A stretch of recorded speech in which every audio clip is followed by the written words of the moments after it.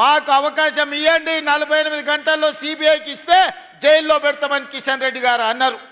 మరి మీరు అడిగినరు, శాసనసభలో చర్చ పెట్టి 6 నెలల కింద సిబిఐకి ఇచ్చినాం. మరి 48 గంటల్లోనే జైల్లో పెడతాన్న కిషన్ రెడ్డి యాడబోయి ఏ బొక్కలు దాచుకున్నాడని నేను అడుగుతున్నా. ఎందుకు కాళేశ్వరంలో 1,00,000 కోట్లు మింగిన కేసీఆర్ హరీష్ను బీజేపీ వాళ్ళు మరి బొక్కలేయకుండా చెర్లపల్లి జైల్లో పెట్టి చిప్పకూడు పెట్టకుంటే ఎవరు కాపాడుతున్నారు? ఇవాళ కేటీఆర్ను జైల్లో పెట్టాలని అరవింద్ గారు అంటున్నారు.